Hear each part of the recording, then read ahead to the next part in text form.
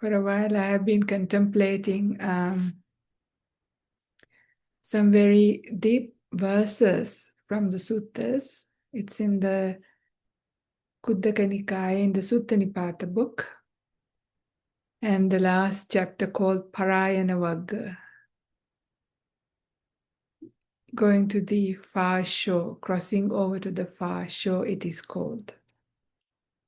So they are quite deep suttas, yet they are also very inspiring. And also these are some of the most ancient teachings of the Buddha, like the most earliest teachings.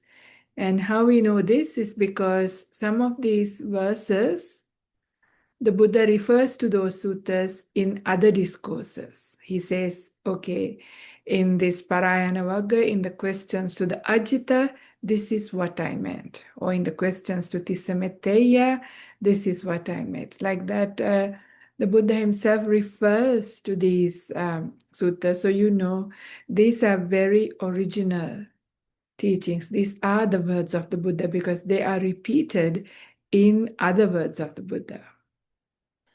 And not only that, there are some suttas where we hear there were some lay people and even monastics who even memorized these verses and even chanted them. It was quite common. These days in the world, people often chant the Tun Sutta, what we call the Mangala Sutta, Ratana Sutta, and Karaniyametta Sutta, or sometimes Satipatthana Sutta, Girimananda Sutta. These are the common suttas that we hear people chanting. But those suttas were not the ones that people often chanted at the time of the Buddha, at least the early times. It was mostly these Parayanavagga verses. The other interesting thing is also because at the time of the Buddha, writing was not that common. It was only for very educated Brahmins. It was available and it was rare. There were written things, but not much. Mostly it was oral tradition. It was memorized and remembered what you hear. And then it is easier if something is wrapped up in a verse or the teaching is in a verse. Because verses, because they rhyme, it is easier to remember. It's also short. Like rather than trying to remember an entire long discourse. Hearing verses or memorizing verses is easy. That's an easier way to remember the teachings. This is also why Dhammapada is also quite ancient. Not the Dhammapada Attakatha, which is the stories, they may be late, but the actual verse itself is quite original. And they came because after like giving a profound teaching, Buddha often wrapped up the teaching with a verse, just the essence of the teaching. So Dhammapada also captures quite a lot of the Buddha's teachings and probably memorized and recited by people. So this Parayanavagga, which is in the Sutta Nipata, and also Attakavagga, which is book 4, is also ancient. Both are very full of inspiring verses. And I must say maybe some of my very favorite suttas are in these verses. So I've been studying these and also I've been discussing with Ajahn Brahmali. And these, because the thing with verses is sometimes they're not very direct, not that easy to understand straight away. Because it's a verse. It's not a full kind of explanatory sentence. And also in verse, just to keep the meter, sometimes the Buddha used unique words that are not found elsewhere in the suttas. Just also to match the audience or the one who's asking the question, because in this Parayanavagga, there are some students and they ask questions also in verse. So just to match their question, the Buddha also give a matching answer. And these were Brahmins. So they use the Brahmanical terms, that's all they know. So those are the terms that they use. So terms that are probably found in Upanishads and other Brahmanical teachings, but are familiar, but then the Buddha gives them sometimes a new meaning and still use some of these words. So it's not easy sometimes to understand a verse. And the Sutta Nipata, the whole book, has been translated by many authors. So I actually made a comparative table just to see, because some things are very straightforward, but then there are some lines and some verses that are hard to understand because the words are very rare and the combination is kind of unique. So we have translations by Bhante Sujato, freely available on Sutta Central. Then Bhikkhu Bodhi has done it, and you can buy the book from Wisdom Publications. And then Bhikkhu Thanissaro has done it. It is available in his website, Access to Insight. And then there is also Bhikkhu Kantipalo and Bhikkhu Ananda Jyoti, as well as Bhikkhu Saddhatissa. And maybe there are a few others as well, but these are the more well-known. So there's quite a 5 or 6 or 7 different people who have translated these. And it was nice to sort of put them side by side to see the different meanings. And, then that is when you realize, the sentence structure with some small word change can make a huge difference to the understanding, right? When you say freedom of desire or freedom from desire, right? Freedom of desire means that you have all the freedom to desire whatever you like. Freedom from desire means that you are given up desire. No longer need. You're freed from being caught up in desire.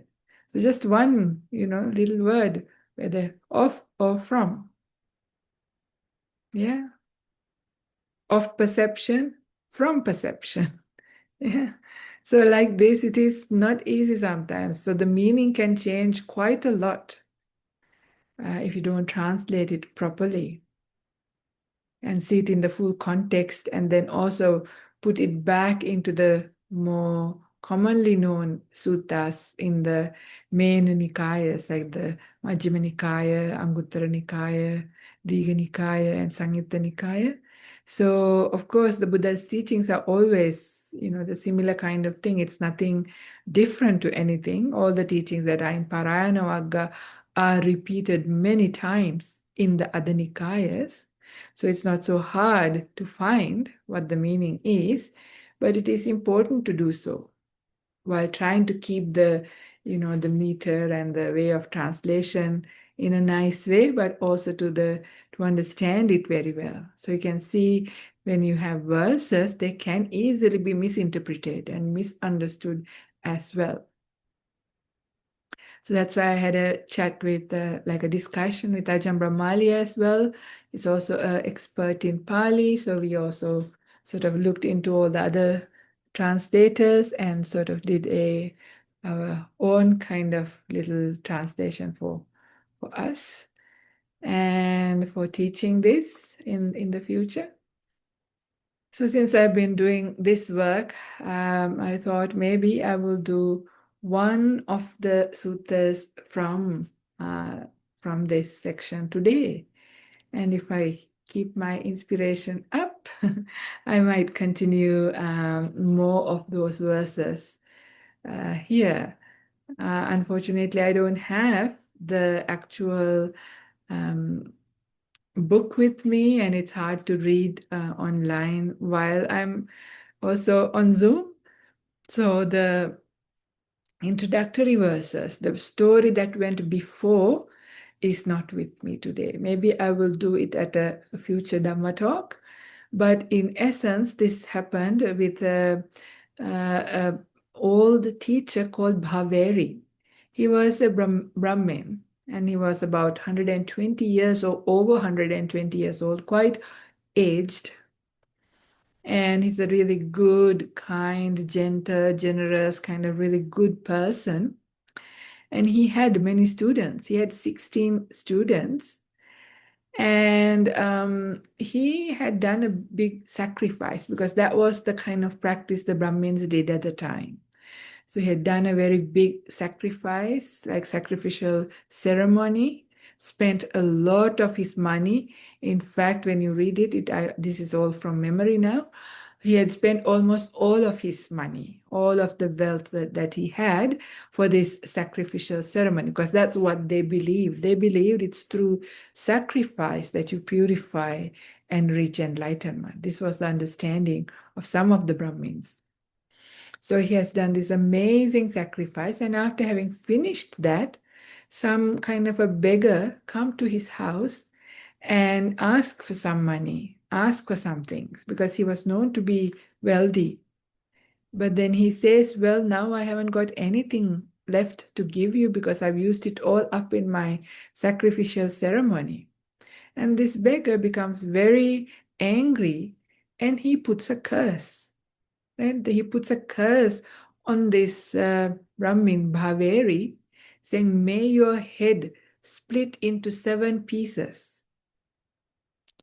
So it's a sweet kind of person, this Bhaveri, the really old Brahmin teacher. He got really frightened. He got really worried because he was now cursed by somebody, and they believed in curses those days as well. So he thought now his head is going to split into 7. Imagine that, right? So he's a really sweet kind of person, I think. But not necessarily doesn't sound all that wise. Maybe he has some wisdom, but not with this respect. Anyway, so he was really worried. He was really down. Now all the happiness that he had from doing this perfect sacrifice and everything was gone. So he was really upset and sad. And then one of the devas, one deity, sees this. And the deity knows that he's such a pure, good, kind-hearted person. And now, for no reason, because of this stupid beggar putting a curse, is now feeling miserable. So she or he, the deva comes to Bhaveri and tells, this is not how head splitting is done. This is not, but there is a Buddha in the world.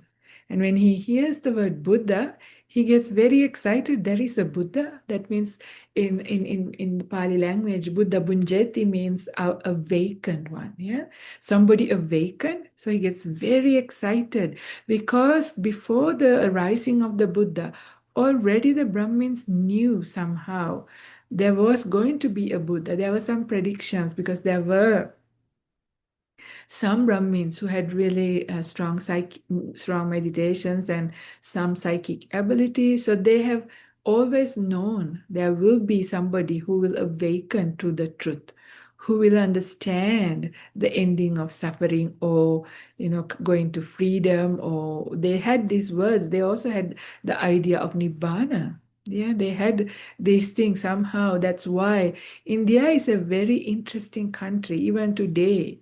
There are many people who call samana, means they just live home life.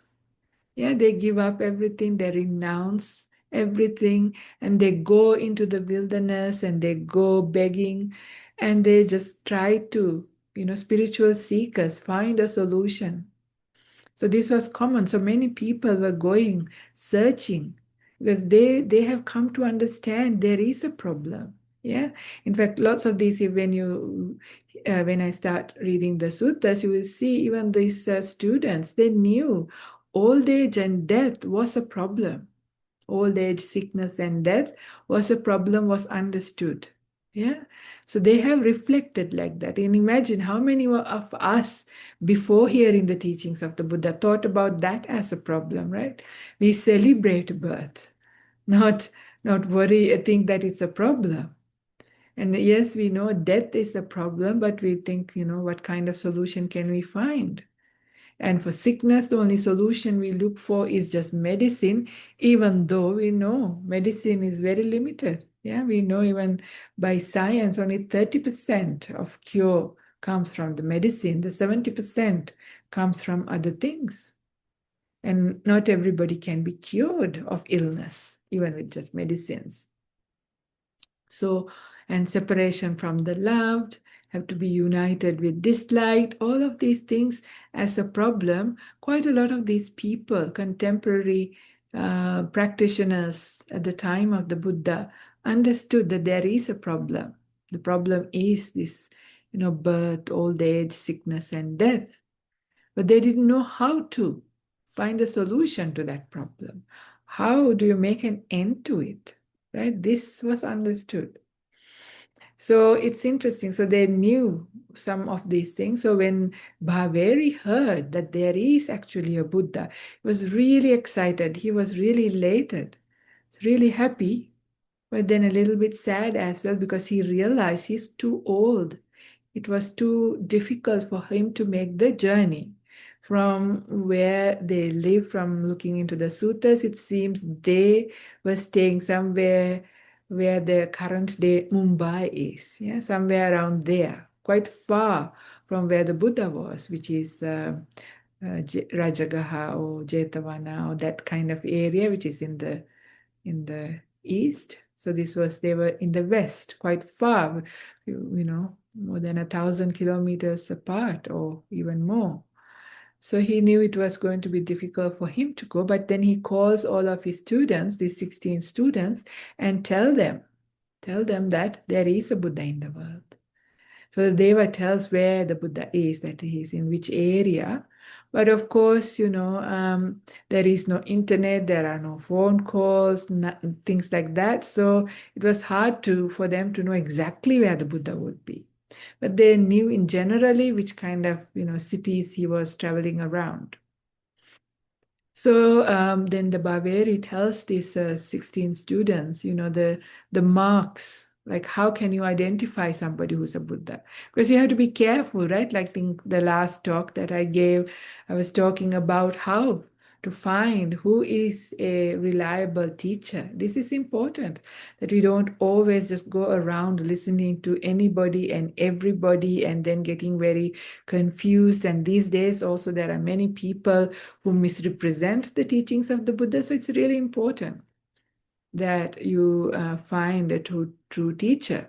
So even the Devata said that there is a Buddha, and the Bhaveri and the students have a lot of confidence, yet it is important to verify that this is truly a Buddha.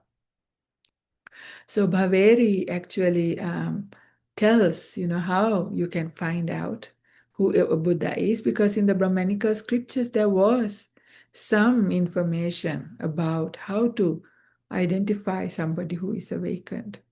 Maybe not everything was clear and correct, but there were some.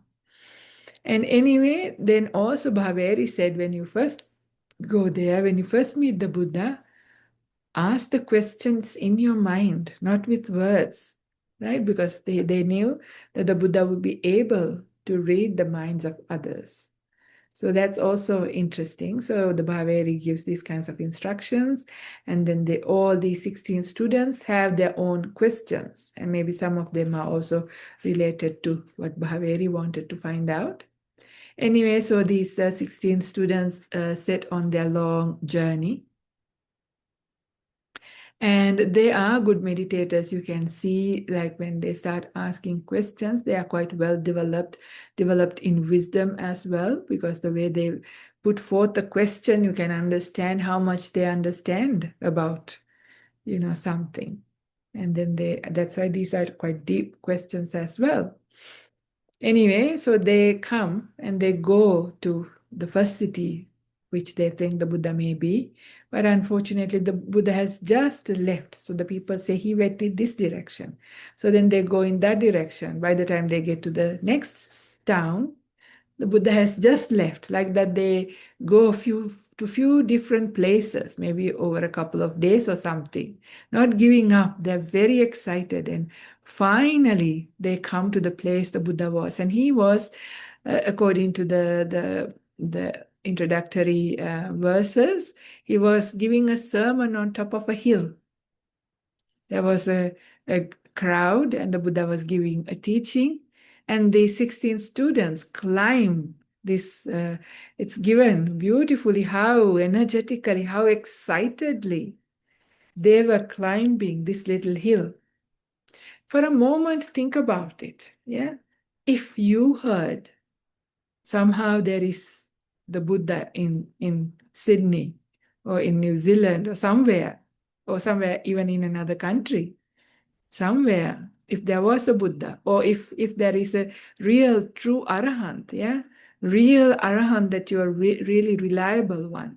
Sometimes you hear so many people, but let's say maybe somebody like Ajahn Brahm or Ajahn Brahmali says, no, this monk, or this nun, she's a real Arahant, and they live somewhere in this city. How excited will you be? Would you want to go and see, meet, and learn from them?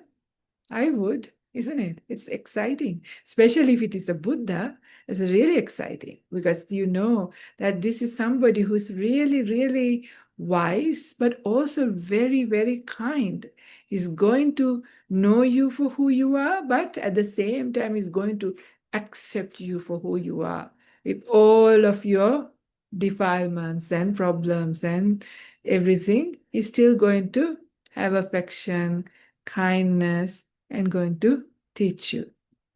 Isn't that nice? Just for that feeling to be in the presence of somebody who doesn't really judge you, criticize you, reject you, none of that. Instead, accepts you with wisdom, really kind to you, really gentle, and really, really wise, probably going to be able to answer your questions in a good way and direct you and guide you in the right way of practice. Yeah, so this is what it was for these 16 students. They knew. So this is how they were climbing energetically. And as they climbed up, and then they saw the Buddha sitting on the seat, Dhamma seat, and teaching. And they described this way they saw it was like the lion on the lion's seat, radiating light, like, really, because they had so much joy, so much happiness, just seeing the sight of the Buddha itself. Yeah, so something like this is all just from memory from a long time ago, this sutta, but this is what I remember.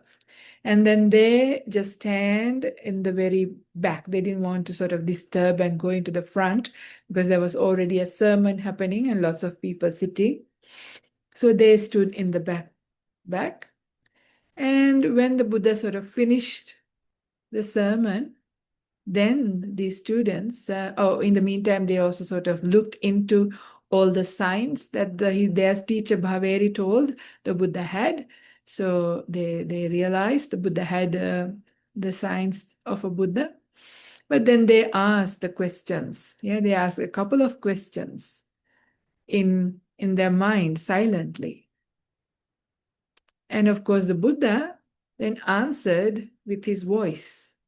Yeah, just so the people in the audience got very curious. Suddenly, the sermon was about one thing, and now suddenly the Buddha is sort of giving some verses, some answers, as if somebody has asked a question, but they never heard the question. So they were thinking, is that a Deva who asked the questions? Who asked these questions? So they were curious. But anyway, these are again still in the background story. So this is how it's the parayanavagga sort of starts. Yeah, this is how this whole thing starts. But when we check the meter and stuff, it seems it's a little bit late, but there is no reason to believe that it is not true. This is the story before it happened. But what is most important is the questions themselves, the actual suttas. So there are 16 different suttas there. And then the beginning, and there is also an wrapping up set of suttas. So altogether 18, but 16 main suttas with the Dhamma. So, but they are very authentic. They are very, very original teachings of the Buddha. So the first student is called Ajitha. So Ajitha Manava Pucha. So this is the questions from Ajitha. So anybody who again wants to read them, it is in the Parayanavagga, which is in the Kuddaka Nikaya, Sutta Nipata, 5th chapter. So Ajita's questions. So I will first read out the whole set, and then I'll go back and try and explain a little bit more detail. So Ajitha asks, by what is the world obstructed? Said Venerable Ajitha. Because of what does it not shine? By what is it smudged? What is its greatest fear? The world is obstructed by ignorance, replied the Buddha. Stinginess and negligence make it not shine. It is smudged by wishful prayer. Suffering is its greatest fear. The streams flow everywhere, said Venerable Ajitha. What is there to block them? And tell me their restraint. By what are the streams stopped? The world's streams, replied the Buddha, are blocked by mindfulness. I tell you, the restraint of the streams, they are stopped by wisdom. That wisdom and mindfulness, said Venerable Ajitha, and that which is name and form, dear sir. When asked, please tell me, where do these things come to an end? This question you have asked, Ajitha. Where does name and form come to an end without remainder? I shall answer you. With the cessation of consciousness, it is there that they come to an end. Those who have comprehended the teaching and the many kinds of trainees here, when asked by me about their conduct, alert, sir, please declare it. Not greedy for sensual pleasures, their mind would be unclouded. Skilled in all things, a bhikkhu would wander mindfully. When you read it like that in a superficial way, you might think it's not all that deep. But when we try to sort of get into it, you will realize even the questioner is pretty advanced in his ability to ask these questions, right?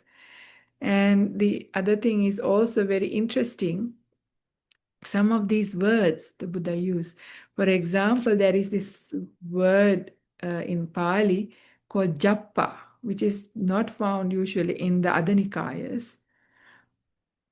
And jappa with a short a and jappa with a long a has two different meanings. Jappa means with a long a means longing. And jappa with a short a is just prayer, right?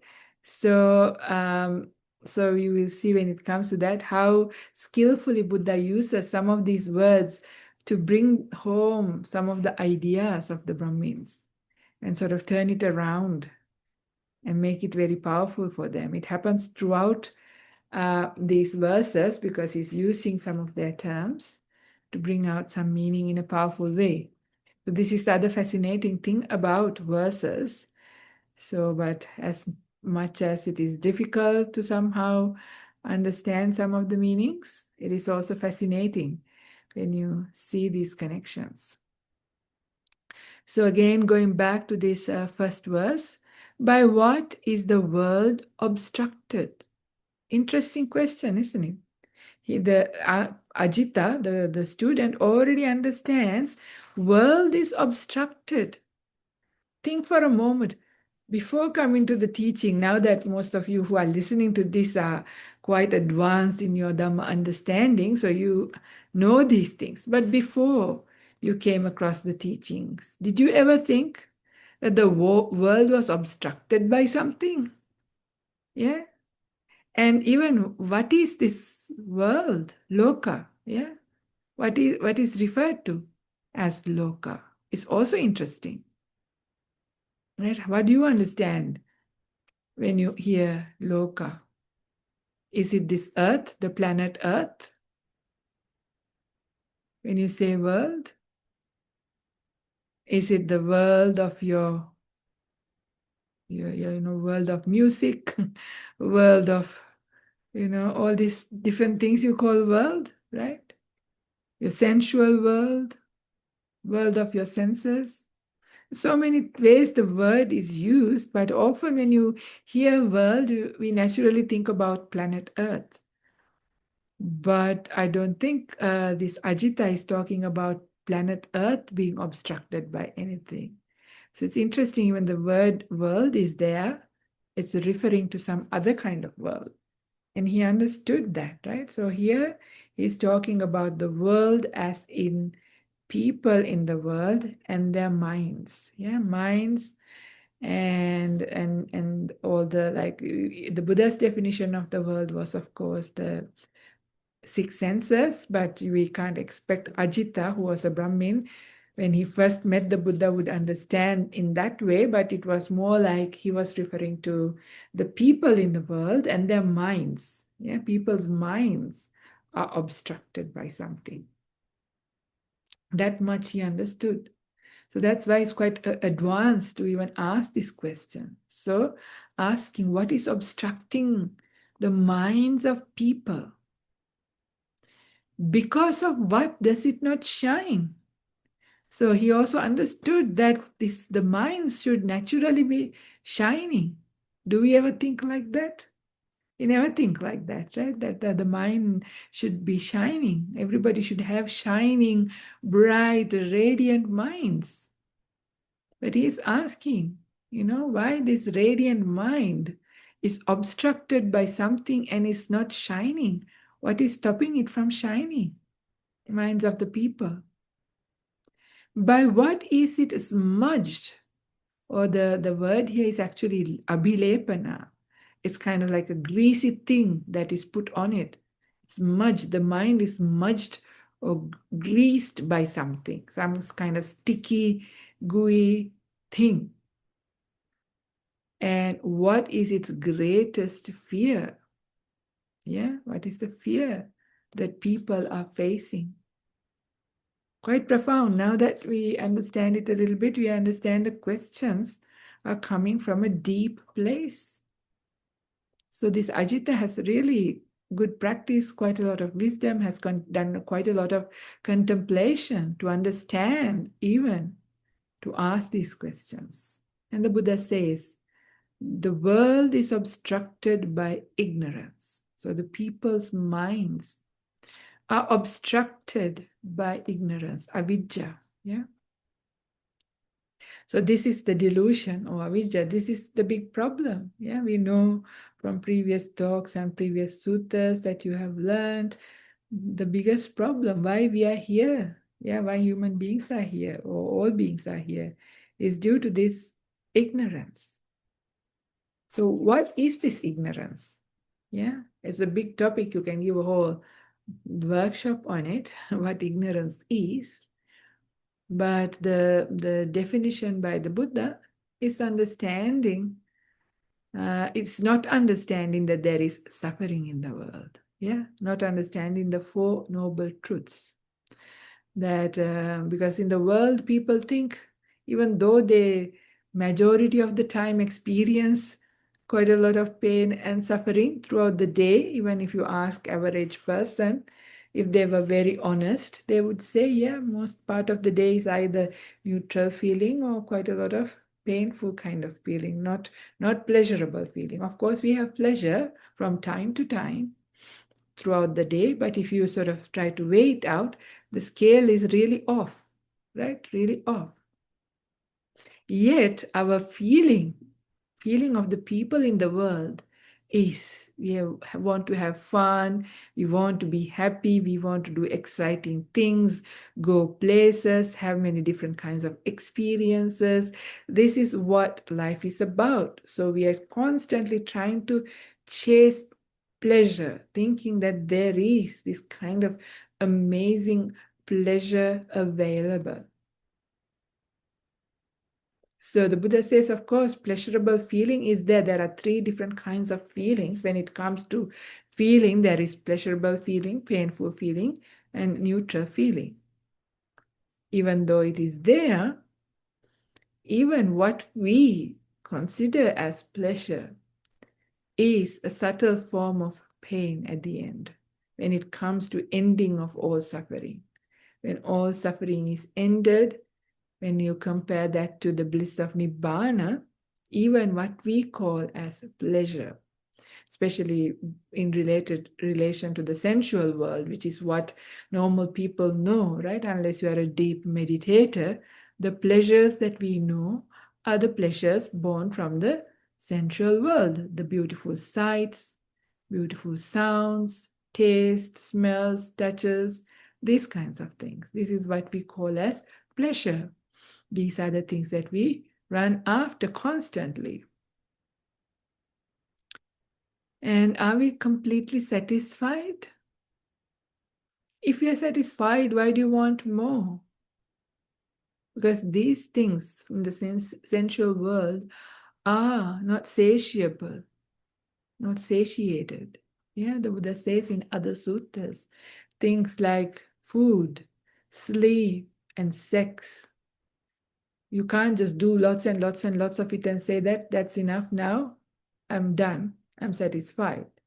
They are not satiable. The more you do, the more you need, and it's never fully satisfied. That's why you need more. If you're really complete, full satisfied, then you don't need anything. So this is the thing with the sensual world.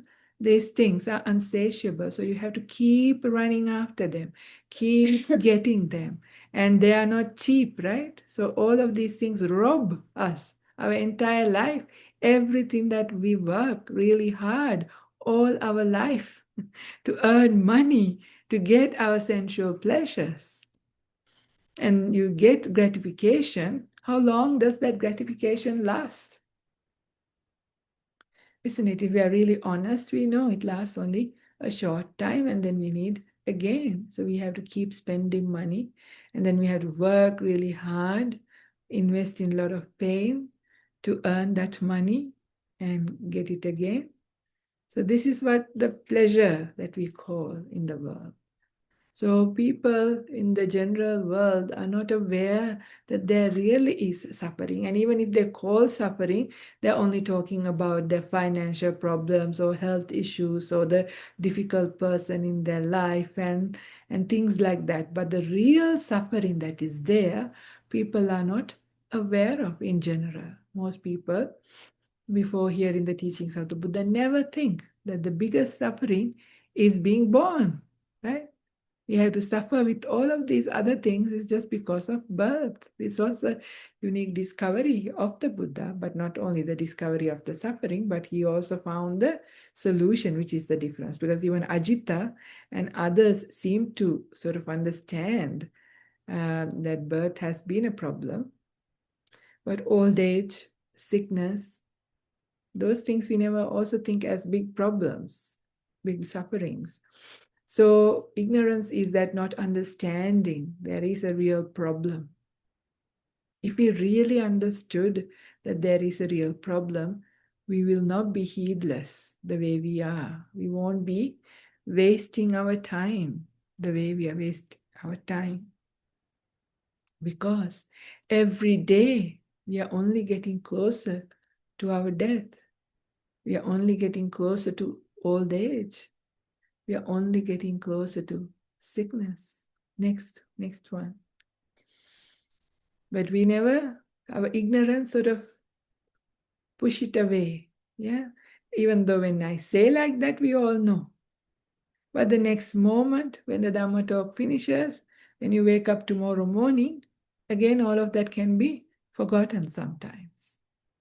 And you go about with life getting angry, getting happy, getting excited, getting depressed. Yeah. So we just go through life and sometimes just waste time. It doesn't mean that everybody has to become monastics and meditate 24/7 or something. But it is as you go through life, as you go through your work, mind can be developed. You can see and understand life, build up your right view. Yeah, there's plenty of work that can be done while you're out there, every wakeful moment. But when this idea of real, it doesn't hit home, then we become heedless. So the ignorance, the first part is not knowing that there is a real problem, that there is suffering in the world. The second one is not knowing that there is a cause for this suffering. Third one is that not understanding that there is a ending to that suffering. And the fourth thing that we are ignorant about is the way leading to it, the path that to be developed. So when the Buddha arose in the world, what he woke up into, the main insight, the main breakthrough he had was the insight into right view. So this is right view. So opposite of ignorance is right view, wisdom. So the Buddha realized the problem for the suffering, the cause for the suffering is tanha, craving. Yeah, there's three specific types of craving. One type of craving in craving for the sensual pleasures, kama tanha. Second one is bhava tanha, craving for the existence. Third one is vibhava tanha, craving for non-existence. But while you might think that this is close to nibbana, the idea that you have a sense of self that needs to sort of be annihilated, or these kind of suicidal thoughts coming from a negative kind of place. So when the sense of self is not there, it's just a process coming to an end. It's quite different, yeah, even though a little bit close. So anyway, these are the cravings that keeps us in our samsara, being born again and again, life after life. So, and the ending of it is that very ending, giving up, throwing out, chaga, patinisago, mutti, analyo, are the words that the Buddha used. Chaga means giving. Mutti means releasing. Patinisago is just like throwing. Patinisago, chaga, patinisaga, mutti, analyo. Yeah, not sticking. Yeah, it doesn't settle down into anything. Alaya means you settle down. So like Himalaya mountains, that's the Hima is snow. Alaya means a resting place or the settling down place. Analaya means no place to settle. So nothing settles down like a Teflon mind.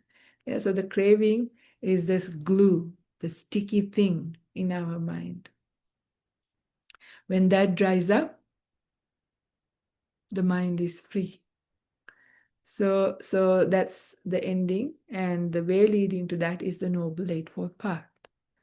So ignorance is not knowing this thing, but there may be many other aspects to it, but this is the most important thing. And the Buddha's teachings, he said very often, even though he had a lot of wisdom and understanding about the world, the universe, the people, and all the different realms, not just the planet Earth, human beings, and animals, but all. The Buddhist cosmology is vast. He understood many things. But he says the only things that he is interested to teach is about suffering and how to end suffering, really. So all of the teachings, they say there's about 84,000 suttas, so many thousands of them, all are directed to understanding suffering and making an end to it. That's all his teachings are. So this is just to understand. So the world, the people's minds are obstructed by ignorance. And when we have this ignorance, another thing that comes up when we are deluded is this sense of self. You feel an agency inside, right? Like when you go to brush your teeth in the morning, who do you see? Me, right? So you know, you feel who is talking, who is doing, who is thinking, who is listening to this Dhamma talk, and more importantly, who is understanding this? Me, right? So there is this sense of self. A being is being assumed just because of the ability to cognize, ability to sense things. So the eyes can see, yeah. Like the difference I always mention between a human being and a tree, because they're both alive. They both even breathe. Oxygen needs water and nutrient to live. Even the cells are not that different. There are quite a lot of similarities. Even the energy generating mitochondria are there. Many things are similar. They're alive. But what is the difference is the trees don't have the same kind of perceptual process, a way of feeling and perceiving and seeing and sensing things.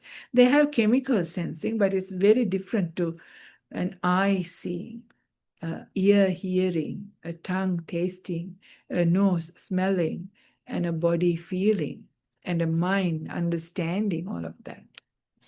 But when we have that kind of ability, based on that, we assume a sense of being. We can't help it. So when we have that delusion that I am, this is direct opposite to the Brahmanical teachings. So in the Brahmanical teachings, the main thing is there is I, the Atman, I am. Yeah? And that Atman being united with the Brahma is how they understood as Nibbana or ending of problems. I'm not an expert in that, so I shouldn't say too much, but this is the little I know. But the great difference between the Buddha's teachings is that there is no Atma. Yeah, there is no everlasting, permanent self and essence inside. It's only a bunch of conditions. Yeah, conditioning. It's a stream of consciousness that's traveling, not a being there. So with this ignorance around, we assume a sense of self, me. And when there is a self, I want, right? I have needs and I have wants. I need to eat. Even the first child, a child is born, immediately wants to drink milk, wants comfort, wants warmth, even affection, many things, starting from that tiny baby all the way to now. How much do we want based on me, mine, and myself? Right? So this is the biggest delusion, biggest ignorance that we have. And also part of that is this tilakkhana, right? The three characteristics. Even though we know things are constantly changing, transient, impermanent, we have a general sense that things are kind of permanent, or we want things to be permanent. We want things to last forever. We want our good health, our young age, our, whatever, our house, our job, our people will last forever and ever. All the nice experiences, we want them to last forever. Even though we know they change, the feeling is we have the feeling of permanence. But the truth is impermanent. So the idea of permanence is another aspect of ignorance. So the idea of a self, so not only just the self, but things belonging to a self and things being under the control of the self, these are all parts of the delusion, thinking that we can control. How often do we try to control ourselves and others? Can we even control ourselves? There are few things we can do. I mean, we can control what we eat a little bit, we can control some exercise, we can lose weight, gain weight. But can you just grow taller as an adult because you think you need to reach another height? Or can you become shorter just because of trying to do that? We can't, right? Certain things we can't. Even inside our body, can you control your digestive system? Can you control your heart? Can you control your liver, lungs? We can't. We can control the breathing a little bit. There are a few things we can do a little bit, but vast majority we can't do. We can turn our head, we can talk, we can walk, we can do things with our hands and feet. So that is what gives us that feeling of control. But in reality, we don't even have control over our body, but we're constantly trying not only control our body, control other bodies around us as well, right? Our husband, our wife, our children, our family, our people at work, everybody, friends. We try to control, think that they belong to us as well. So it's not only this body, it's all our belongings, yeah? So all the loved ones, we think it's mine, my husband, my wife, my child, my brother, my friend, yeah, my job, my car, my house. And therefore I can exert control over these things and these people. This is a big delusion. We know every day we fail. Multiple times we fail, but we never give up trying to control life. I mean, 2021, we had a big eye opener when COVID hit, right? We realized how out of control things were. Even the experts in the COVID died. It was just a small piece of RNA that took over the whole world, changed people's lives so much so that there is new terms came up going, got coined called new normal. Yeah, world is never the same after COVID. That's how much change something did and how out of control things are. Yet, by now all forgotten again, yeah? Again, the idea of permanence, idea of self, being able to control, and thinking that there is pleasure when there is really unsatisfactoriness and suffering in the world. So all these essential things, just the very fact that things are impermanent, cannot be held onto, just the very fact that they don't belong to you and they're not under the control, because of that, things are suffering, inherently unsatisfactory. So this idea of impermanence, non-self, suffering, and there's a fourth one that is seeing beauty in what is really nothing beautiful. Yeah. This is also just the most beautiful things for people is another human being who you think is attractive. Taken as a whole, we have brainwashed ourselves in certain ways to like certain things. Some people like a certain color of eye, shape of eye, shape of body, shape of whatever, color of hair, color of skin. There are many different things with looks, what different people like. And like your favorite movie star, you would think is very beautiful, very attractive. But if you just think about their body parts, like I always mention, if they gave you one of their really beautiful teeth into your hand, would you want to even hold it? If they put a lock of their beautiful hair onto a dinner plate, how do you feel? Yeah, so if you just think about the individual body parts, in fact, everything that is covering a body is all dead cells. It's like a dead body. But of course, we have the delusion that we see beauty in what is inherently repulsive. So sometimes people don't even want to hear these things. That's how big the delusion is. Some people might have just left the Zoom, I don't know. So, but this is the thing, this is how hard sometimes the truth is, because that's how big our delusion and ignorance, the darkness that obstructs the world of the human mind is. So I've almost come to 8:30 and I've only sort of done that first line. I'm sorry, that's how slow this is going to go. I hope you don't mind. So there you go. So that's the end of today's Dhamma talk. And let's see how it happens and how far we go with this series. I hope you don't mind.